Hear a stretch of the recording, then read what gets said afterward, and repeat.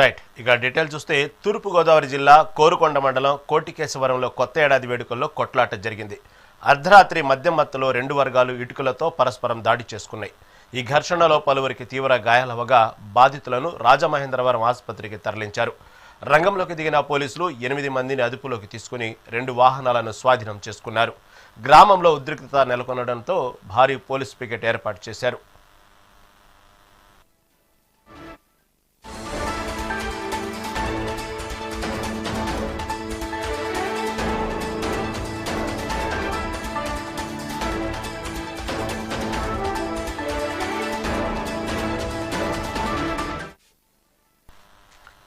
తూర్పుగోదావరి జిల్లా కోరుకొండ మండలం కోటికేశవరంలో కొత్త ఏడాది వేడుకల్లో కొట్లాట జరిగింది. అర్ధరాత్రి మద్యం మత్తులో 2 వర్గాలు ఇటుకలతో పరస్పరం దాడి చేసుకున్నాయి. ఈ ఘర్షణలో పలువురికి తీవ్ర గాయాలగా బాధితులను రాజమహేంద్రవరం ఆసుపత్రికి తరలించారు. రంగంలోకి దిగిన పోలీసులు 8 మందిని అదుపులోకి తీసుకుని 2 వాహనాలను స్వాధీనం చేసుకున్నారు. గ్రామంలో ఉద్రిక్తత నెలకొనడంతో భారీ పోలీస్ పికెట్ ఏర్పాటు చేశారు.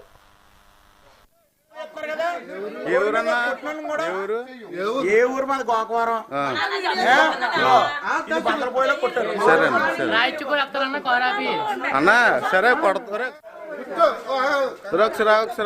సరే తీసుకెళ్ళి చెప్పు.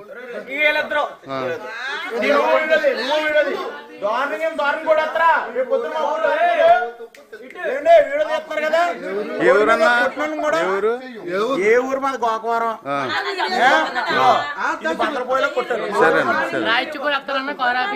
అన్నా సరే కొడతారా. ఏలూరు జిల్లా ఉంగుటూరు నియోజకవర్గంలో జనసేన పార్టీలోకి భారీగా చేరికలు జరిగాయి. నూతన సంవత్సర వేడుకల సందర్భంగా ఎమ్మెల్యే పచ్చమట్ల ధర్మరాజును కలిసిన బాదంపుడి గ్రామానికి చెందిన సుమారు 200 మంది వైసీపీ నేతలు, కార్యకర్తలు ఆయన సమక్షంలో జనసేన తీర్థం పుచ్చుకున్నారు. రాష్ట్ర అభివృద్ధి, సంక్షేమ ధ్యేయంగా పనిచేస్తున్న జనసేన ఆశయాలకు ఆకర్షితులయ్యే ప్రజలు పెద్ద ఎత్తున మద్దతు తెలుపుతున్నారని ఎమ్మెల్యే ధర్మరాజు పేర్కొన్నారు.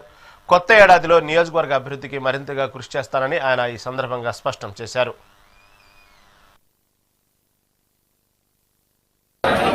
దయచేసి భోజనం చేయాల్సిన వాళ్ళు ఎవరన్నా ఉన్నా వెళ్ళి భోజనం చేయవలసిందిగా కోరుతున్నాం. ఎమ్మెల్యే గారి కోరిక మేరకు ప్రతి ఒక్కరు భోజనం చేసి వెళ్ళాలి ఇక్కడి నుంచి. చేతులు తీరొకసారి. Okay sir.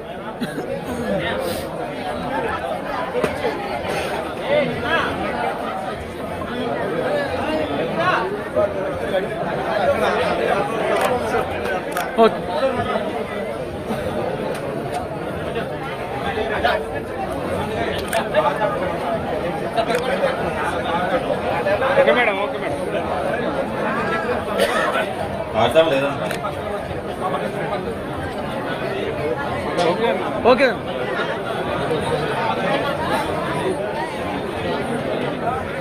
ఓకే అండి. ఓకే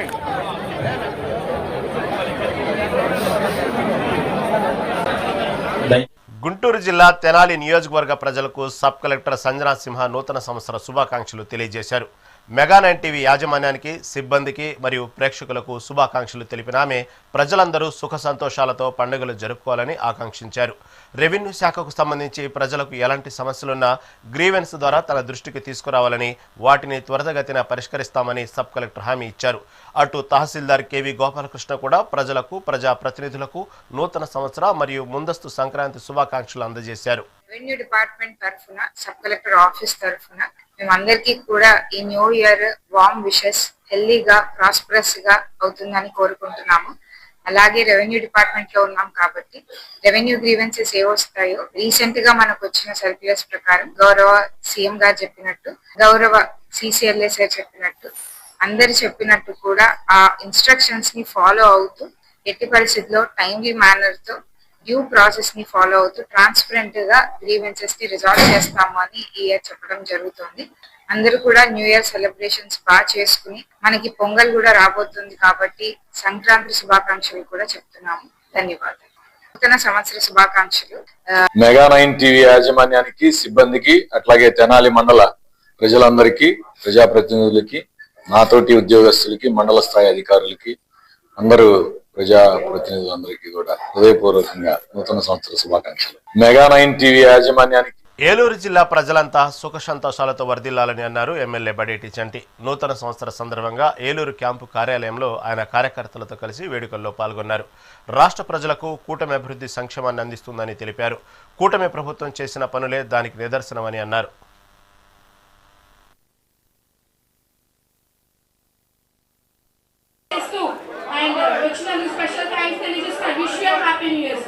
డిప్యూటీ మేయర్ పప్పు ఉమా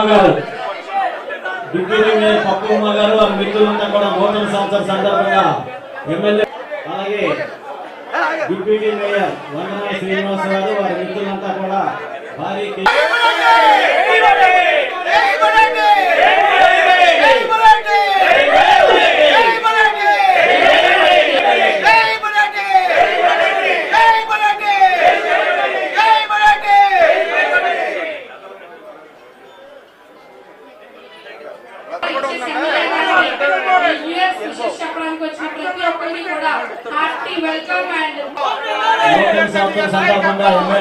చంటి గారిని అభినందించడానికి ఇచ్చేశారు.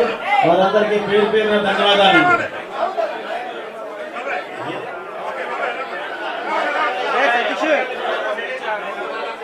పెదపూడి రాంబాబు గారు వారి మిత్రులు కిషోర్. నూతనంగా ఏర్పడ్డ పోలవరం జిల్లాలో మండల కేంద్రాలు రూపుదిద్దుకుంటున్నాయి. దేవీపట్నం తహసీల్దార్ కార్యాలయాన్ని తహసీల్దార్ సత్యనారాయణ పోలవరం జిల్లా పేరుతో కార్యకలాపాలను ప్రారంభించారు.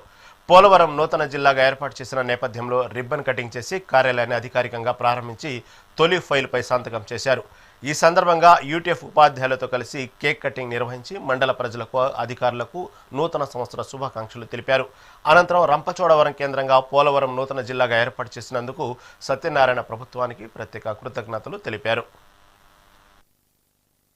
Okay sir. Okay sir.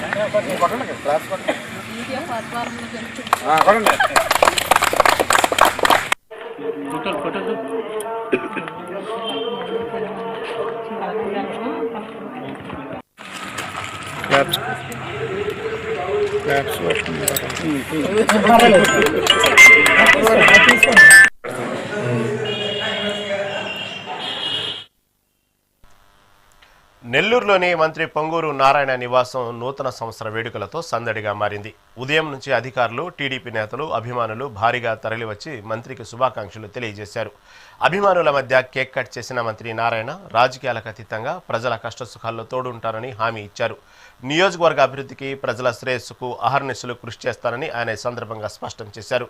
వచ్చిన ప్రతి ఒక్కరిని ఆప్యాయంగా పలకరిస్తూ మంత్రి వారికి విందు ఏర్పాటు చేశారు.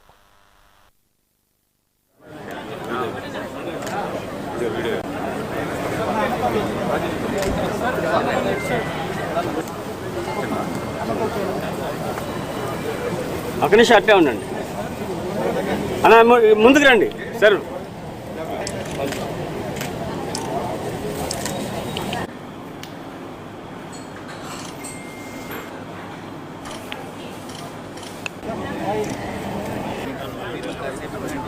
సార్ ఒక్క నిమిషం సార్.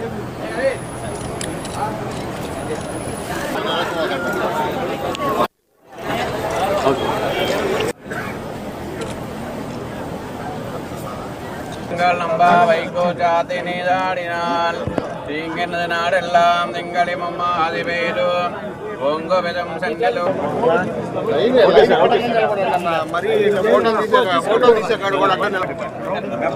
చూడండి సార్.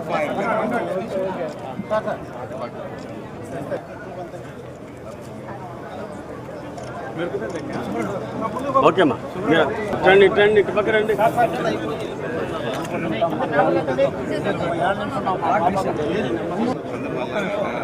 ఒక నిమిషం.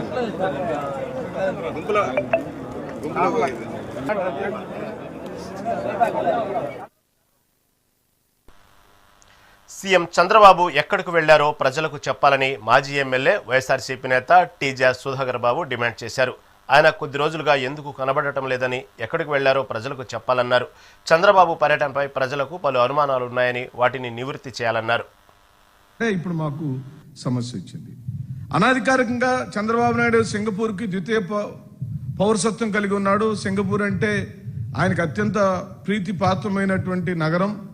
సింగపూర్ కూడా ఆయన ఇష్టపడుతుంది, ఆయన సింగపూర్ని ఇష్టపడతాడు. ఈ దేశంలో ఏ ముఖ్యమంత్రి వెళ్ళాలని సార్లు మన రాష్ట్ర ముఖ్యమంత్రి అయిన నారా చంద్రబాబు నాయుడు గారు సింగపూర్కి పదే పదే వెళుతూ ఉంటాడు.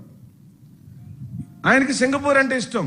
ఆ ఇష్టము ఆర్థిక పరమైన ఇష్టము, డీల్స్ పరంగా ఇష్టం, రాజకీయంగా 4 శతాబ్దాలుగా చంద్రబాబు నాయుడు పడుతున్న కష్టం, శ్రమ అంతా కూడా సింగపూర్లోనే ఉంది.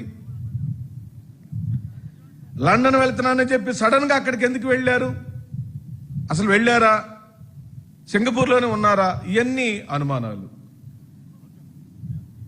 మీరు లండన్ వెళ్ళాలనుకున్నారు, కానీ అక్కడ మీ అబ్బాయి ఉన్నాడని మీకు తెలుసు. ఇప్పుడు అబ్బాయికి నాన్నగారికి ఏమో తొందరగా నాన్నగారు మీరు దిగిపోతే నేను మరి ఎక్కాలి కదా, మన కుటుంబంలో ఒప్పందం అదే కదా అని రోజు ఘర్షణ జరుగుతుంది. మీ అందరికి తెలిసిన చరిత్ర, నేను కొత్తగా చెప్పాల్సిన అవసరం లేదు. ఏ క్షణంలోనైనా చంద్రబాబు నాయుడు గారి కుర్చీకి లోకేష్ ద్వారానే గండం పొంచి ఉంది. చంద్రబాబు నాయుడు గారి కుర్చీకి గండం కాదు, ఆంధ్ర రాష్ట్రానికే గండం పొంచి ఉందని మనం చేస్తున్నాను. ఈ సందర్భంలో చంద్రబాబు నాయుడు గారి విదేశీ పర్యటనను, దానికి కారణాలపై జరుగుతున్న చర్చను చూసి టీడీపీ నాయకులు కూడా ఆశ్చర్యపోతున్నారు. ఇదేంటారు బాబు, మన ముఖ్యమంత్రి గారు కనీసం మనకు సమాచారం కూడా ఇవ్వకుండా వెళ్ళిపోతున్నారు.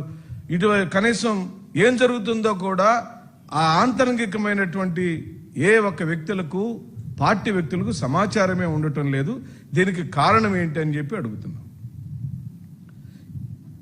ఎందుకు ప్రత్యేకంగా చంద్రబాబు నాయుడు గారు తన టూర్ని రహస్యంగా ఉంచాడన్న విషయాలపైన ప్రజలకు మాత్రం తప్పనిసరిగా సమాధానం చెప్పి తీరాలి.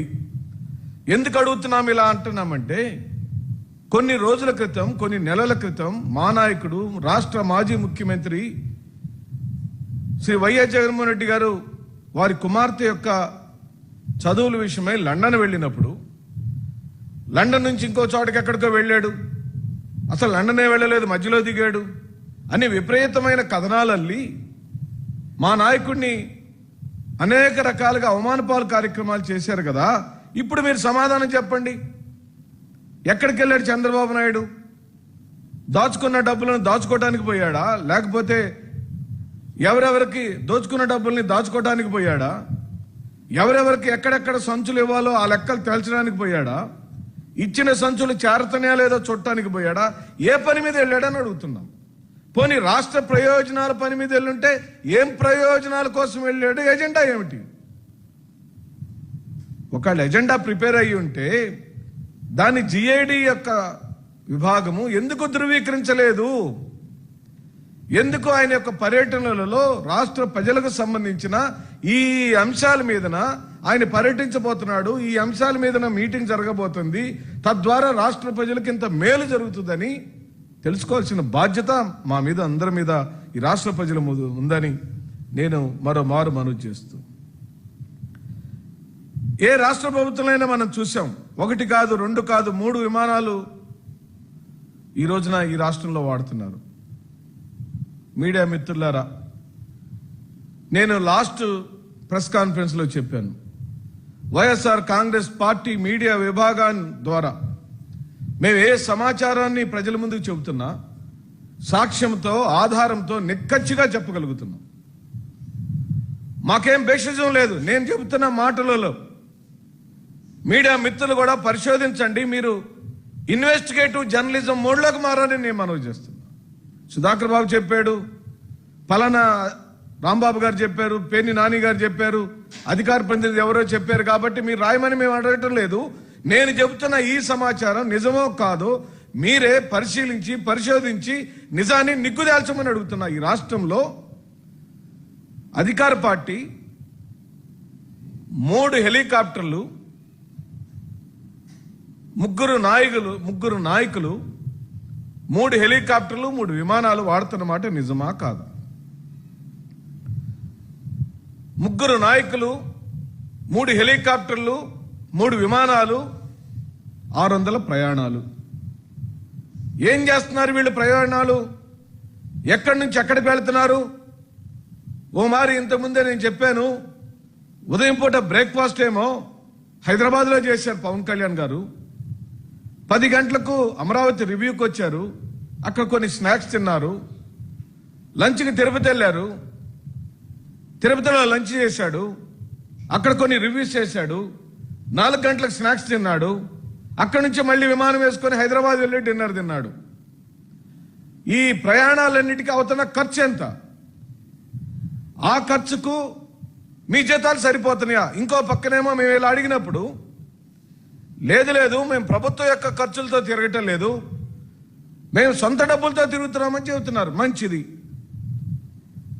నేను సూటిగా అడుగుతున్నాను, రాష్ట్ర ముఖ్యమంత్రి గారిని అడుగుతున్నాను, రాష్ట్ర ఉప ముఖ్యమంత్రి గారిని అడుగుతున్నాను, షాడో ముఖ్యమంత్రి అయిన సకల శాఖ మంత్రి అయిన లోకేష్ని అడుగుతున్నాను, మీ జీతాలు ఎంత? ప్రభుత్వం చే మీరు తీసుకుంటున్న జీతాల నంబర్ ఎంత? ఈ ప్రయాణాలకు అవుతున్న ఖర్చు ఎంత?